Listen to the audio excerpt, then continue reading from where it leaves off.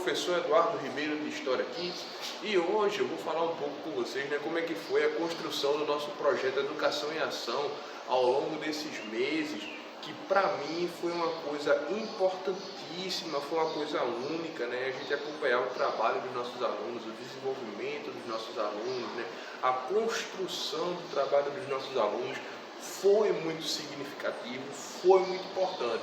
Tenho certeza que não só para mim, mas para eles também, né? Porque o processo de aprendizado, ele é mútuo, né? Tenho certeza que eles aprenderam muita coisa, assim como eu também aprendi muita coisa com eles, né? Então foi um processo longo, mas porém muito construtivo, né? A escola do nosso tema, ela se deu em diálogo com os nossos alunos. A gente queria abordar muitas questões, né, envolvendo o espaço, envolvendo as questões astronômicas, envolvendo a história, né, a própria história da astronomia. E, claro, né, minha amiga que também me auxiliou muito na construção desse trabalho, né, assim, juntamente comigo, né, a gente trabalhou com os sextos anos A e B. Ela queria muito trabalhar também as questões geográficas, né, pertinentes ao tema, pertinentes ao assunto. Então, assim, foram dias muito bacanas, muito legais, certo? A empolgação deles foi tremenda, né? A empolgação deles foi muito legal, muito estimulante. Lembro-me que quando a gente foi fazer a construção de um foguete, né? Foi um dos pontos que a gente orientou para os nossos alunos, que eles construíssem um foguete de garrafa PET, construíssem a base, né, desse foguete.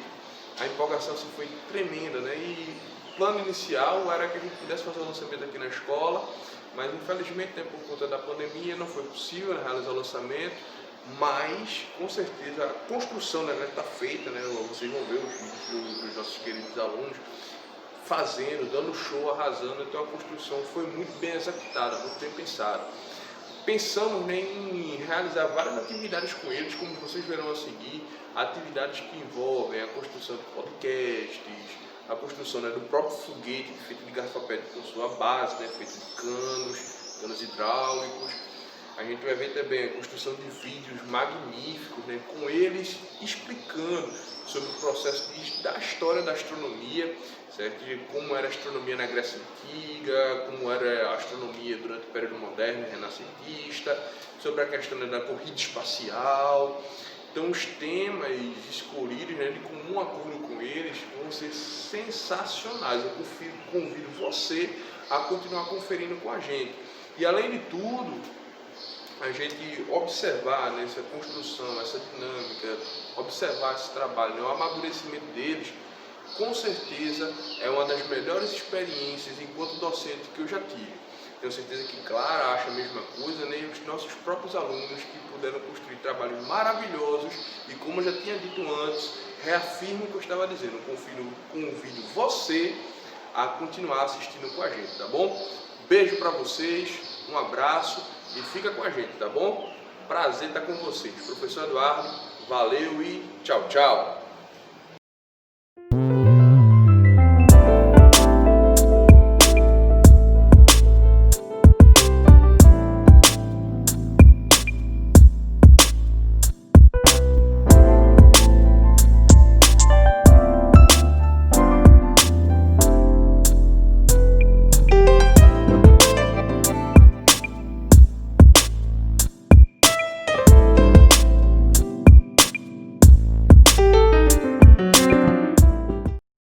Oi, meu nome é Arthur e hoje eu vou apresentar o trabalho de geografia junto com meu grupo.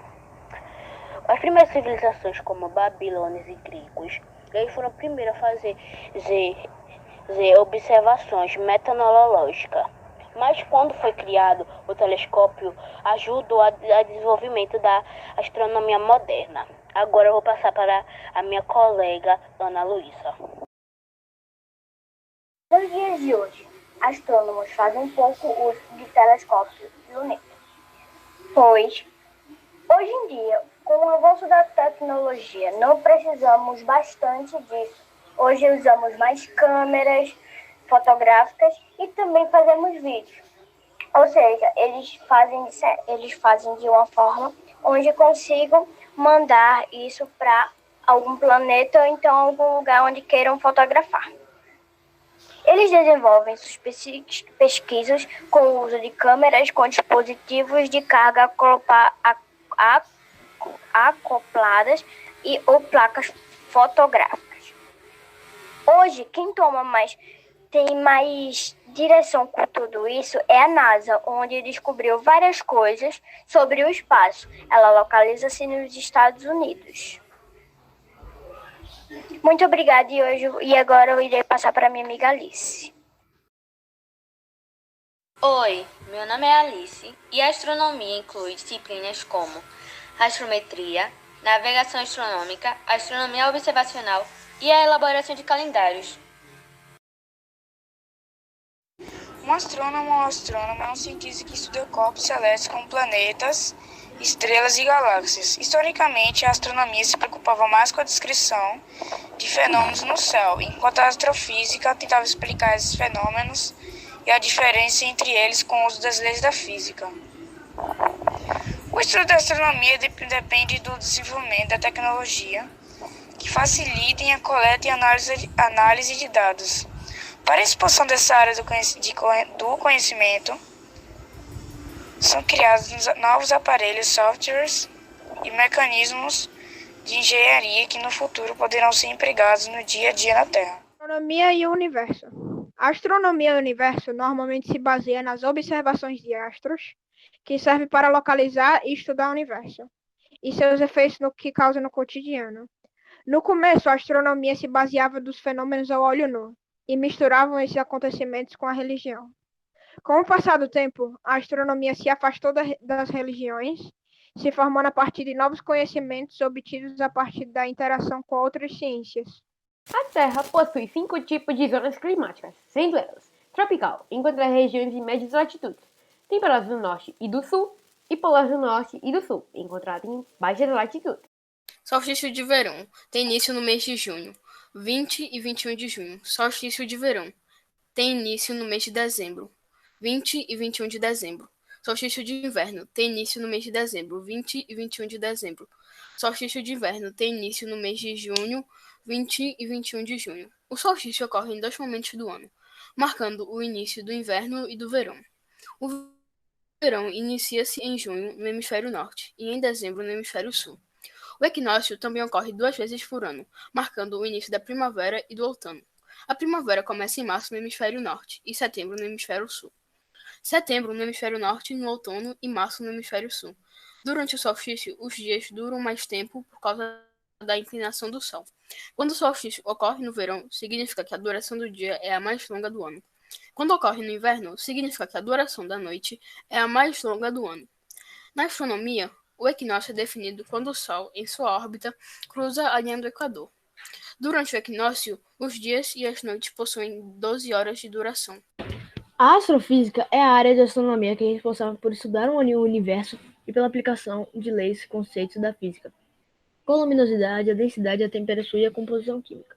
Os tipos de astronomia têm a radioastronomia, que é a astronomia infravermelha, também tem a astronomia óptica, também tem a astronomia ultravioleta, a astronomia de raio-x, a astronomia de raios gama, a astronomia solar e a ciência planetária. Meu professor aqui é Vitor e hoje estou aqui para explicar sobre o renascimento científico da ciência moderna. Bom, eu vou explicar o renascimento científico, eu vou explicar o que é e mais algumas coisas interessantes, espero que você goste. Daí a minha equipe, que é Pedro Itabona, Felipe Monteiro e José Afonso, vão fazer os deles e mandar. A gente não vai juntar porque, não sei como a gente mandar, já que eu tô sem WhatsApp. Bom, bora começar com o que é. Chama-se Renascimento Científico, o período de desenvolvimento da ciência, durante os séculos XV e XVI. E essa época foi pautada no racionalismo, no humanismo e nos conhecimentos da antiguidade clássica, que mudaram a mentalidade das pessoas. A partir desse saber e descobertas dos estudiosos, esse período possibilitou o avanço de diversos campos do conhecimento que mais tarde inauguraria a ciência moderna. Algumas coisas interessantes que eu achei para trazer aqui são que os renascentistas estavam preocupados em estudar a natureza através da experimentação e da segmentação de informações. e também que vários homens e até mulheres realizaram pesquisas, e entre tanto podemos citar Leonardo da Vinci e Nicolau Olá, Copérnico. professor, meu nome é Felipe Monteiro Barros Melo e eu sou do 6º ano B do Colégio Piedade. Estou aqui para apresentar o trabalho de história sobre o projeto e eu vou apresentar os principais representantes do Renascimento científico. Antes de falar os principais representantes, eu vou falar um pouco sobre o que é o Renascimento científico. Renascimento científico é o período de desenvolvimento da ciência durante o século XV e XVI. Essa época foi pautada no racionalismo, no humanismo e nos conhecimentos da antiguidade clássica que mudaram a mentalidade das pessoas. Agora eu vou falar os principais representantes. Os principais pensadores que fizeram parte do Renascimento científico foram Nicolau Copérnico, Galileu Galilei, Johannes Kepler, Andreas Vesalius, Francis Bacon, René Descartes, Isaac Newton e Leonardo da Vinci. Primeiro eu vou falar o Nicolau Copérnico. O astrônomo e matemático polonês, considerado o pai da astronomia moderna, foi criado da teoria heliocêntrica, Sol como centro do universo, no qual contradiz a teoria geocêntrica medieval, adotada pela Igreja Católica, em que a Terra seria o centro do universo. Galileu Galilei. O astrônomo, físico, matemático e filósofo italiano, Galileu foi o defensor da teoria heliocêntrica de Copérnico, sendo considerado dos fundadores da geometria moderna e da física. Além disso, aperfeiçoou o telescópio, inventou o microscópio com 2 lentes e o compasso geométrico. Johannes Kepler, astrônomo, matemático e astrólogo alemão. Kepler aprofundou suas teorias sobre mecânica celeste, inspiradas no modelo helicêntrico, apresentado estudos sobre eclipses lunar e solar. Andreas Vesalius, médico belga, considerado o pai da anatomia moderna. Vesalius foi um dos precursores dos estudos sobre anatomia e fisiologia. Após dissecar corpos de humanos, escreveu sua principal obra, um atlas de anatomia humana intitulado Fábrica. Francis Bacon, filósofo político e alquimista inglês. Bacon foi criado do método científico, nova maneira de estudar a natureza, sistemizando o conhecimento humano, sendo considerado o fundador da ciência moderna. René Descartes, filósofo, físico e matemático francês. Segundo seus estudos, Descartes foi considerado o pai do racionalismo e da matemática moderna, e ainda o fundador da filosofia moderna. Sua obra mais representativa é o Discurso sobre o Método, tratado filosófico e matemático propondo as bases do racionalismo. Isaac Newton, filósofo, físico, matemático, astrônomo, alquimista e teólogo inglês. Newton foi considerado o pai da física e da mecânica modernas, do qual desenvolveu diversos conhecimentos nas áreas de matemática, física e filosofia natural. Estudou os movimentos dos corpos, propondo as 3 leis de Newton. Leonardo da Vinci, inventor, matemático, engenheiro e artista italiano. Da Vinci foi considerado um dos mais proeminentes gênios do Renascimento e da história da humanidade. Avançou em diversos estudos sobre a anatomia humana e inventou o paraquedas, a máquina de voar, o submarino, o tanque de guerra, dentre outros. Então, professor, esse foi meu vídeo. Espero que goste e tchau. Oi, tudo bem? Hoje eu vou apresentar meu mini slide sobre o desenvolvimento astronômico durante o período renascentista. Primeiramente, quem Esse tempo foi marcado pela teoria heliocentrista, feita, sistematizada no caso, depois, pelo matemático polonês Nicolau Copérnico, durante o período do nascimento, que é a teoria heliocêntrica.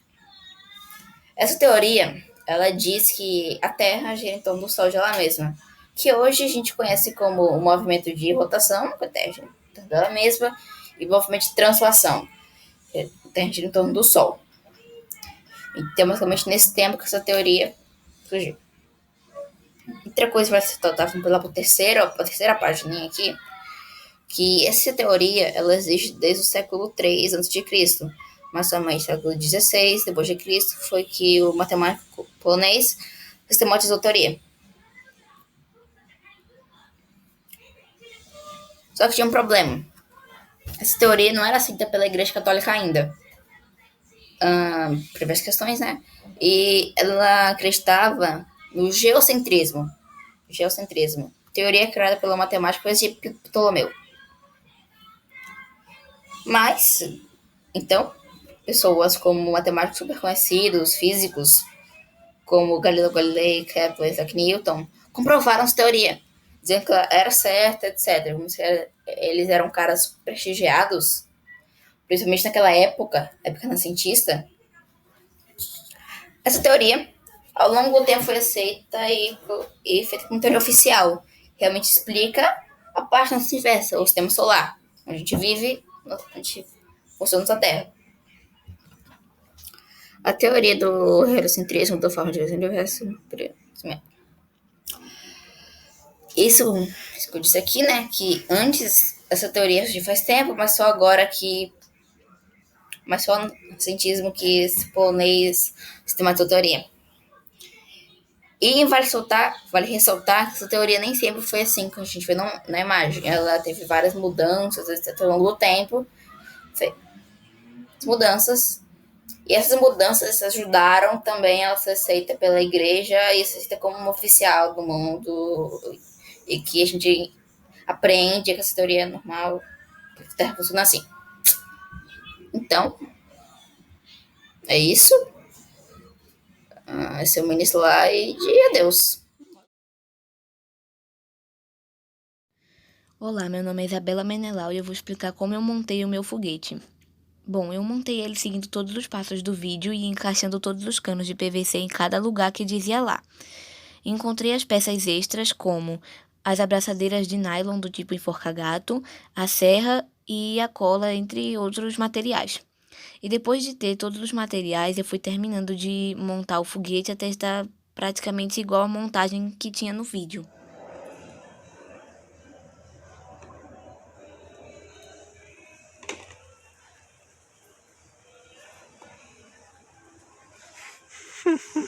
Caraca, mas se isso eu vou ficar mó triste.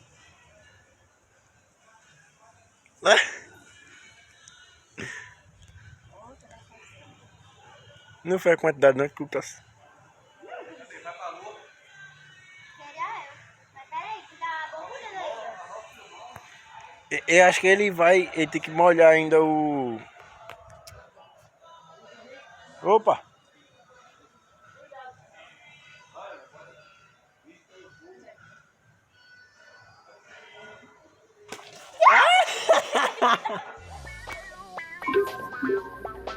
Astronomia na Grécia Antiga. Pesquisa. O que se entende? A astronomia na Grécia Antiga entende-se a astronomia grega na Grécia Antiga, no período helenístico, no período greco-romano e na Antiguidade Tardia. Língua grega.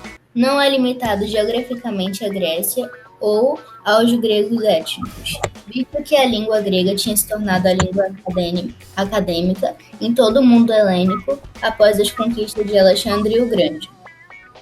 Astronomia helenística. Esta fase da astronomia grega é também conhecida como astronomia helenística, enquanto a fase pré-helenística é conhecida como astronomia clássica grega. Biblioteca de Alexandria.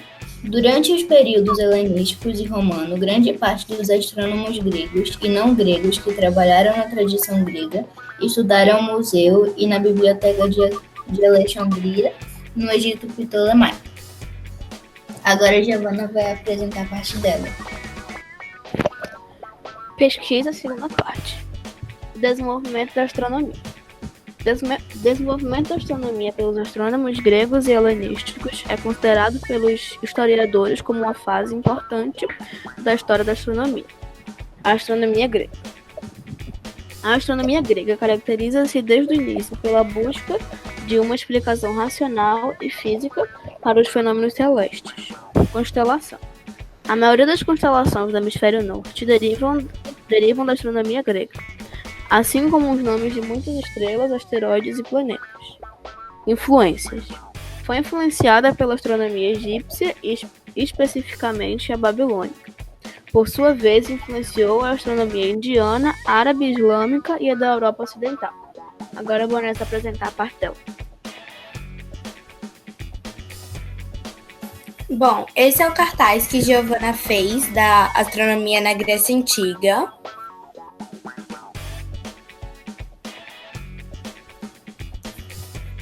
E esse é o podcast que Mariana fez.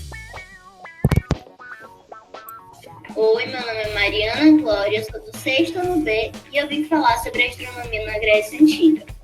Essa frase da astronomia grega é também conhecida como astronomia helenística, enquanto a frase pré-helenística é conhecida como astronomia clássica grega.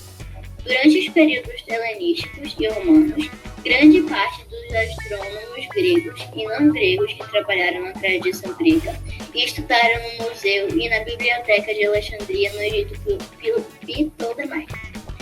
O desenvolvimento da astronomia pelos astrônomos gregos e helenísticos é considerado pelos historiadores como uma fase importante na história da astronomia. A astronomia grega caracteriza-se desde o início pela busca de uma explicação racional e física para os fenômenos celestes. A maioria das constelações do hemisfério norte derivam da astronomia grega, assim como os nomes de muitas estrelas, asteroides e planetas. Foi influenciada pela astronomia egípcia e especialmente a babilônica. Por sua vez, influenciou a astronomia indiana, árabe e islâmica e da europeia ocidental.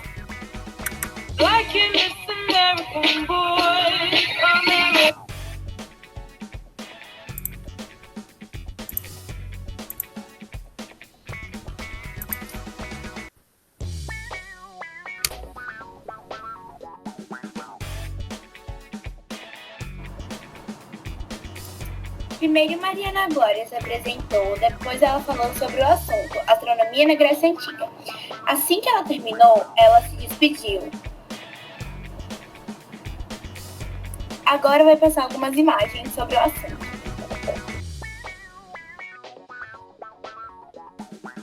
Para de gravar.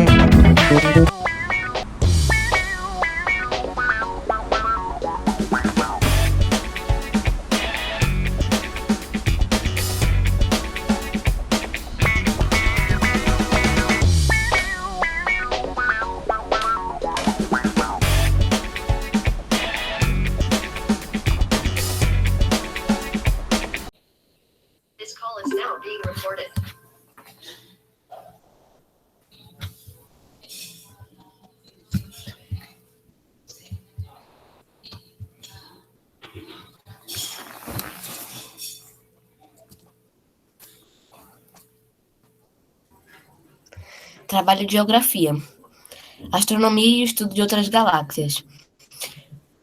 o nosso grupo é Bianca, Gabriela, eu, Luana e Maria Fernanda.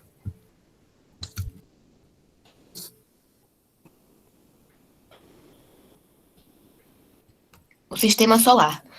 O Sistema Solar compreende o conjunto constituído pelo Sol e todos os corpos celestes que estão sob seu domínio gravitacional.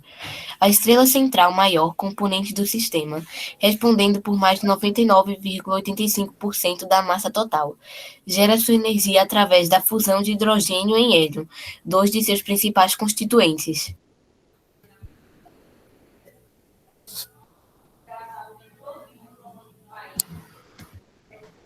Netuno. Netuno ou Neptuno é o 8º planeta do Sistema Solar, o último a partir do Sol desde a reclassificação de Plutão para a categoria de planeta não, em 2006.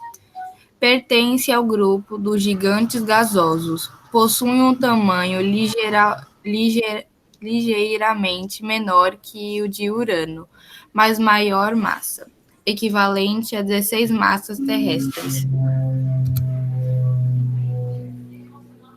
Urano. Urano é o 7º planeta a partir do Sol, o 3º maior e o 4º mais maciço dos 8 planetas do Sistema Solar. Foi nomeado em homenagem a um deus grego do céu, Urano, o pai de Cronos e o avô de Zeus.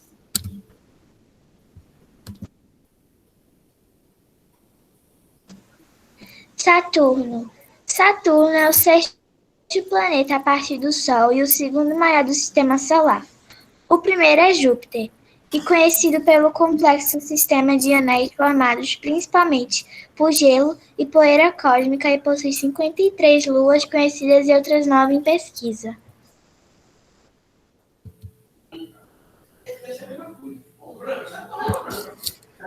Júpiter. Júpiter é o maior planeta do Sistema Solar, tanto em diâmetro quanto em massa, e é o 5º mais próximo do Sol. Possui menos de 1/1000 da massa solar. Contudo, tem 2,5 vezes a massa de todos os outros planetas em conjunto. É um planeta gasoso, junto com Saturno, Urano e Netuno.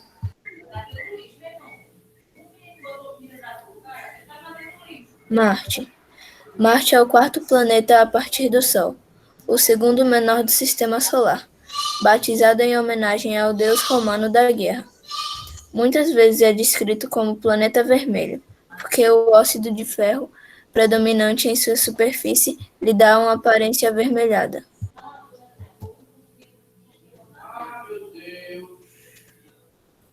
Terra. O planeta Terra é um dos planetas que fazem parte do Sistema Solar e é o 3º planeta mais próximo do Sol. A sua formação ocorreu há bilhões de anos, assim como a existência de vida aqui. A Terra é considerada um planeta telúrico e possui sua estrutura interna dividida em crosta terrestre, manto e núcleo. Vênus. Vênus é o 2º planeta do Sistema Solar, mais próximo do Sol. Tem cerca de 80 milhões de anos e, além do Sol e da Lua, é o corpo celeste mais brilhante do céu, motivo pelo qual é conhecido desde a antiguidade. Vênus, ou Vênus, é o segundo planeta do Sistema Solar em ordem de distância a partir do Sol, orbitando a cada 224,7 dias. Recebeu seu nome em homenagem à deusa romana do amor e da beleza Vênus, equivalente a Afrodite. Mercúrio. Mercúrio é o menor e mais interno planeta do Sistema Solar, orbitando o Sol a cada 87,969 dias terrestres. A sua órbita tem a maior excentricidade e seu eixo apresenta a menor inclinação em relação ao plano da órbita entre todos os planetas do Sistema Solar. Bom dia, boa tarde, boa noite. Meu nome é Vinícius e hoje nós vamos falar sobre o nosso trabalho de geografia. Não é de hoje que pensamos na existência de outras dimensões e galáxias, como outros seres mais evoluídos vivendo por lá. Como tudo começou? Esta é uma pergunta para a astronomia. A astronomia é uma das mais antigas ciências. A teoria mais aceita é a que o universo teve um início distante de zero, há cerca de 15 bilhões de anos, a partir de uma explosão, o Big Bang. Eu vou mostrar as imagens a seguir.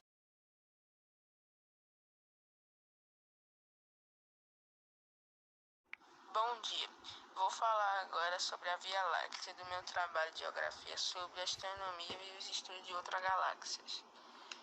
A Via Láctea, que é a galáxia em que se encontra nosso sistema solar, abriga 200 bilhões de estrelas, das quais só uma é o Sol. Não é apenas o Sol que possui mundos ao seu redor. A descoberta de planetas na órbita de outras estrelas próximas, alguns que podem ser semelhantes à Terra, estimula a busca por vida extraterrestre. Buraco negro, uma espécie de halo cósmico onde tudo o que existe é sugado, inclusive a luz. O buraco negro é uma região do espaço-tempo em que o campo gravitacional é tão intenso que nada e nenhuma partícula ou radiação eletromagnética como a luz pode escapar dela. Assim é a astronomia, muitas vezes difícil de entender, mas atraente por natureza.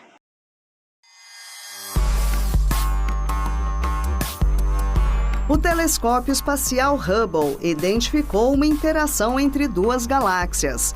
A atração gravitacional mútua está distorcendo suas formas e deve gerar uma colisão em breve. As galáxias apelidadas de UGC 2369 estão tão próximas que um pequeno rastro de gás, poeira e estrelas pode ser visto conectando uma a outra. A interação entre galáxias é um evento comum, segundo a Agência Espacial Europeia. A própria Via Láctea está em rota de colisão com uma galáxia vizinha gigante, a Andrômeda. Segundo um estudo publicado no Astrophysical Journal, o fenômeno só deve acontecer daqui a 4,5 bilhões de anos e o choque deve ser lateral e não frontal, como era esperado inicialmente. Com o tempo, as duas galáxias provavelmente vão gerar uma única, já batizada de Milcômeda.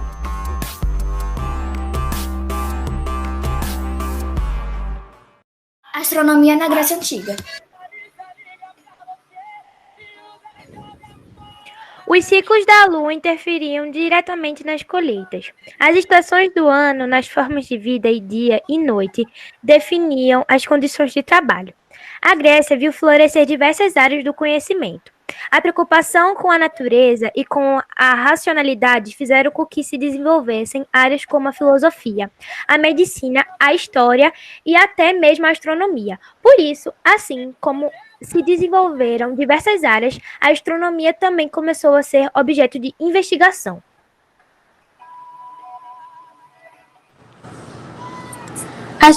A astronomia na Grécia Antiga entende-se como astronomia grega na Grécia Antiga, no período helenístico, no período grego-romano e na Antiguidade Tárdia. Essa fase da astronomia grega também é conhecida como astronomia helenística, enquanto a fase pré-helenística é conhecida como astronomia clássica grega. O desenvolvimento da astronomia pelos astrônomos e helenísticos é considerado pelos historiadores uma fase importante na astronomia. A astronomia grega caracteriza-se desde o início pela busca de uma explicação racional e física para os fenômenos celestes. A maioria das constelações do hemisfério norte derivam de astronomia grega, assim como os nomes de muitas estrelas, asteroides e planetas.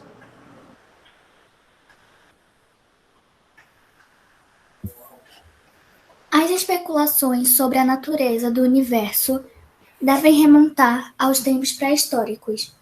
Por isso, a astronomia é frequentemente considerada a mais antiga das ciências. Naquela época, os astros eram estudados com objetivos práticos, como medir a passagem do tempo para prever a melhor época o plantio e a colheita, ou com objetivos mais relacionados à astrologia, como fazer previsões para o futuro, já que, não tendo qualquer conhecimento das leis da natureza, acreditavam que os deuses do céu tinham o poder da colheita, da chuva e mesmo da vida. Deixaram registros de anotações precisas de cometas, meteoros e meteoritos desde 700 anos antes de Cristo.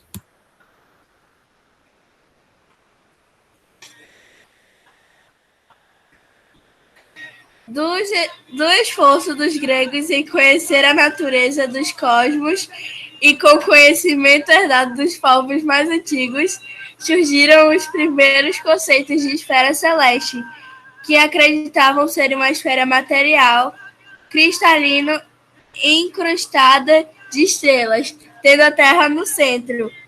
Desconhecedores da rotação da Terra, os gregos imaginaram que a esfera celeste girava em torno de um eixo passando pela Terra. Observaram que todas as estrelas giram em torno de um ponto fixo no céu e consideraram esse ponto como uma das extremidades do eixo de rotação da esfera celeste. O tempo para o Sol completar uma volta na esfera celeste define o ano. Como a Lua e os planetas percorrem ao céu em uma região de 18 graus centrada na eclípsia, essa região foi definida por Aristóteles como zodíaco, dividida em 12 constelações em formas predominantemente de animais. As constelações são grupos aparentes de estrelas. Os antigos gregos e os chineses e egípcios, antes deles, já tinham dividido o céu em constelações. Boa tarde, meu nome é José Afonso Gama Neto, sou aluno do 6º ano B do Colégio Piedade e hoje eu estou aqui para falar um pouco sobre o que é Renascimento Científico. Chama-se Renascimento Científico o período de desenvolvimento da ciência durante o século XV e o século XVI.